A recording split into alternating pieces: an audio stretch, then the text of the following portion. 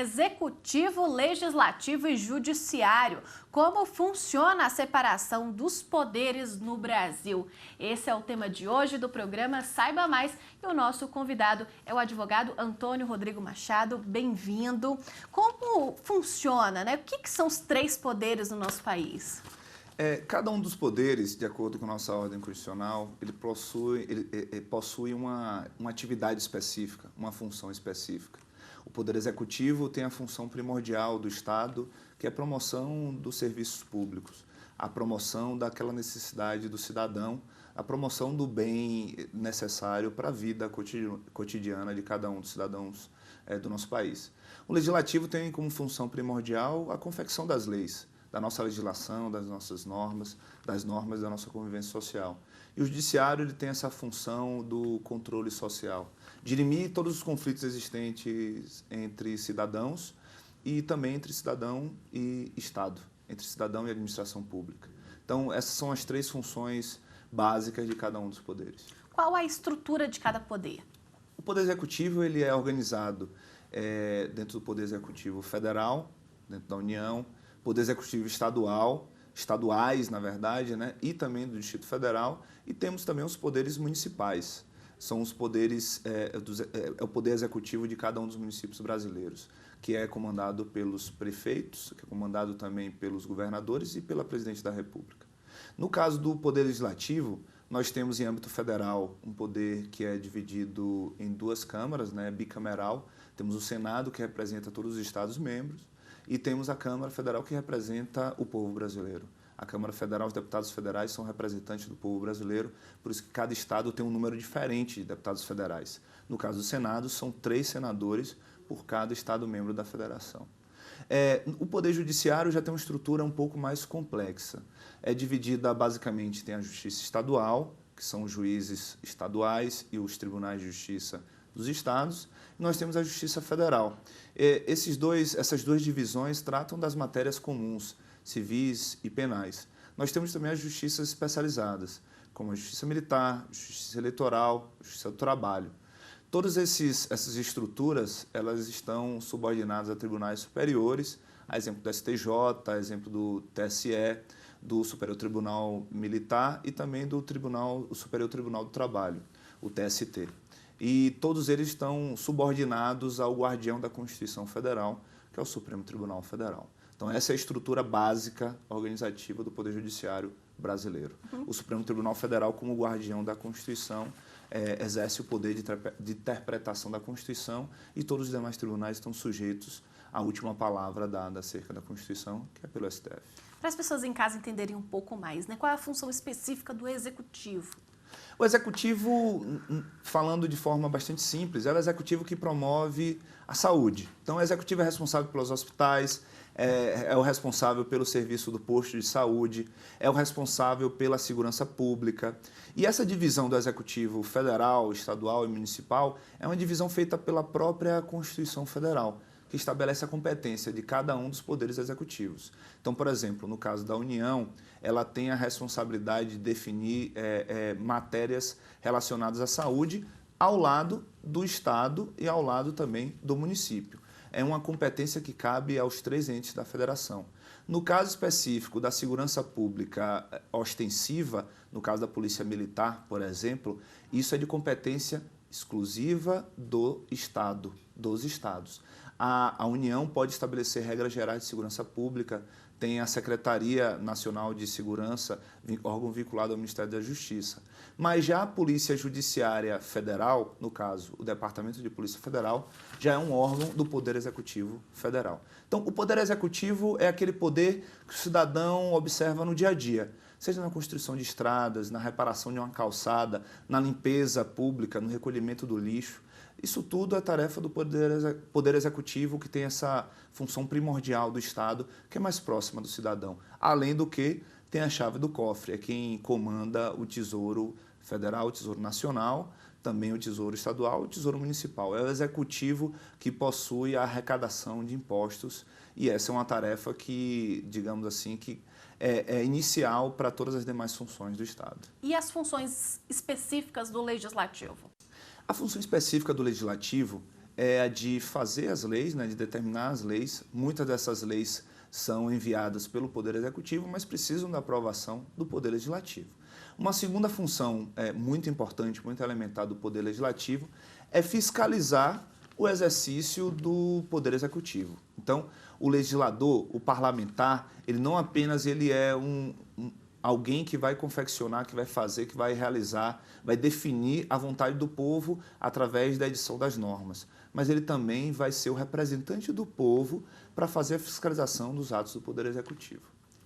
E no caso do Poder Judiciário?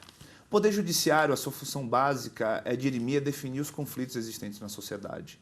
Seja conflitos entre um cidadão e um outro cidadão, seja um conflito entre um cidadão e a administração pública, no caso de eventual divergência, por exemplo, acerca de um concurso público, acerca de um direito à saúde que não lhe é garantido, ele pode recorrer ao Poder Judiciário para que aquilo ali aquele direito que ele possui, possa ser exercido, possa ser executado. Uma outra função do Judiciário é também garantir a interpretação da legislação que está posta. Havendo uma divergência entre o dever, entre o direito de um cidadão e aquilo que está definido na norma, ele poderá recorrer ao Poder Judiciário, que também é uma espécie de conflito, para que o Poder Judiciário possa apaziguar aquela situação, aquela lide. Quando o Judiciário pode interferir nos outros poderes? Existe algo chamado mérito administrativo. É quando a administração pública ela pode executar seus atos administrativos de acordo com a sua conveniência e de acordo com a oportunidade. Isso existe diante dos atos chamados discricionários. São aqueles atos em que a lei não estabelece uma forma específica, nenhum conteúdo específico para que ele seja executado. Os outros atos não discricionários são chamados atos vinculados. É quando a lei determina exatamente como deve exercer aquele ato o administrador público. Então, nos casos dos atos vinculados, quando o administrador ele ultrapassa a vontade da lei, o judiciário poderá ser chamado para corrigir aquela atitude. Nos atos discricionários, já é uma situação um pouco mais complicada. Então, por exemplo, o administrador ele tem as suas razões de acordo com as opções da sua gestão.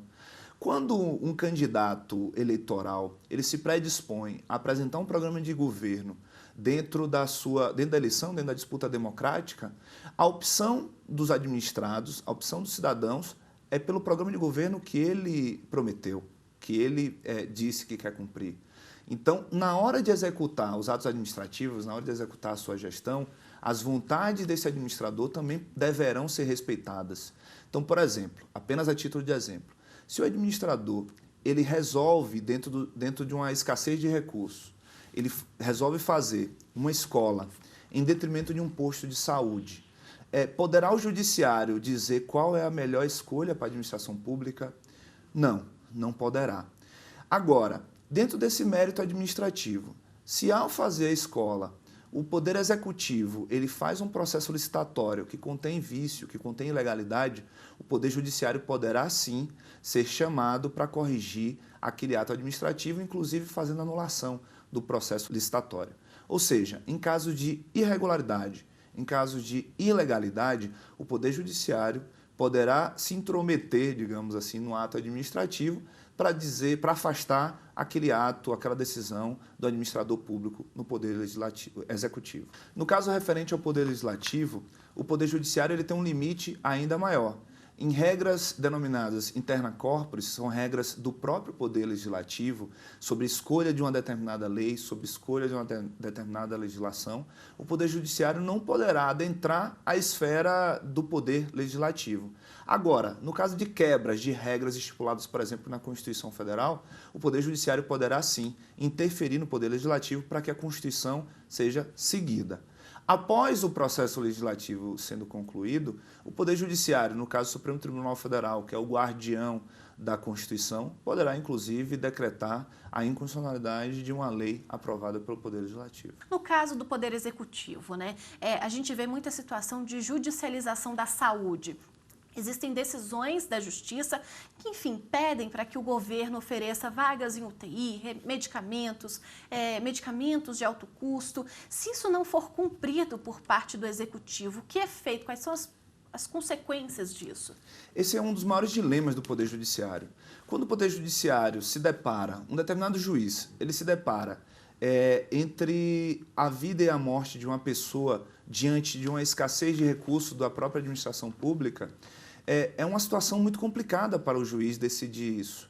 Então, a regra é sempre se analisar se aquele direito que possui o cidadão está sendo descumprido por algo relacionado à chamada reserva do possível. Diante da escassez de recursos, a administração pública não tem condições de prestar o melhor serviço público para todos os cidadãos. É uma desculpa comumente dada pelos governos. Ou se de fato há uma desorganização por parte da administração pública na prestação do serviço de saúde. Então, a regra é sempre a proteção da vida. O Poder Judiciário, que se depara com esse tipo de questão diuturnamente, vive um grande dilema. Nós temos hoje decisões por parte do Supremo Tribunal Federal que elas já conseguem regulamentar, digamos assim, definir a linha tênue entre aquilo que é permitido ao Judiciário interferir e aquilo que é tarefa, de fato, da administração pública definir.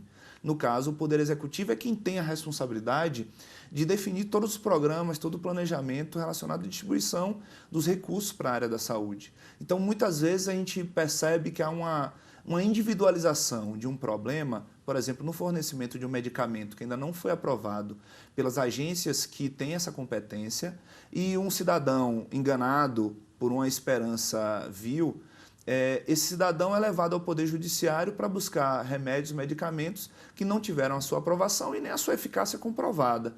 E o Poder Judiciário não poderá, nessa situação, ultrapassar o mérito daqueles que têm a responsabilidade e têm um conhecimento específico para definir a questão. Então, muitas vezes existem irregularidades por parte do Poder Executivo e muitas vezes existe um avançar do Poder Judiciário naquilo que não lhe é pertinente. Então, caso a caso é que deverá ser analisado para saber se a interferência é devida, é legítima ou não. Que é a harmonia entre os poderes e a independência entre eles também. Harmonia significa que nenhum poder poderá ultrapassar a sua competência e invadir a competência do outro poder. Então, a regra é o Poder Judiciário não interferir em questões que a Constituição estabeleceu como sendo do Poder Executivo, nem o Poder Executivo invadir a competência do Poder Legislativo. Isso no dia a dia é uma questão bastante singular, bastante tênue. É difícil você definir aquilo que é matéria do Poder Executivo e que afeta a competência do Poder Legislativo, por exemplo.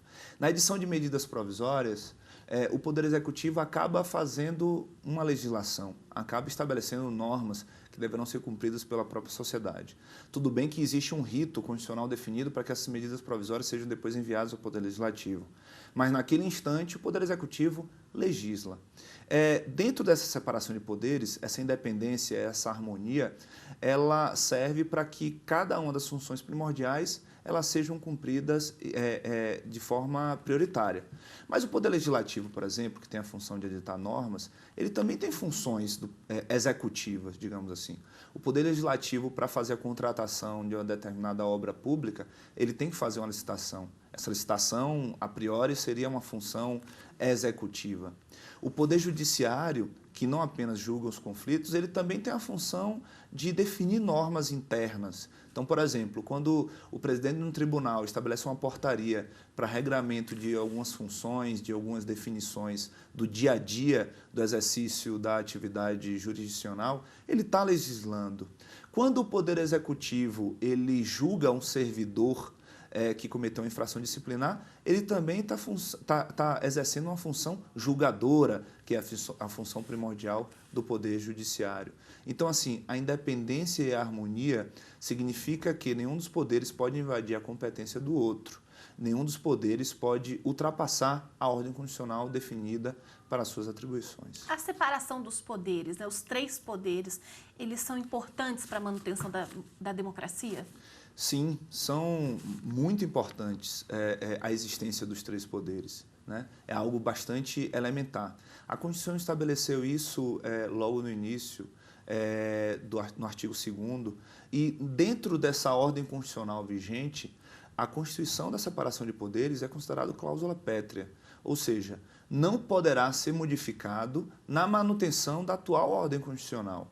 Apenas em situações revolucionárias, onde a Constituição deixe de ser válida, deixe de ser vigente e venha uma nova Constituição, é que a separação dos três poderes poderá resultar em algo legítimo, né?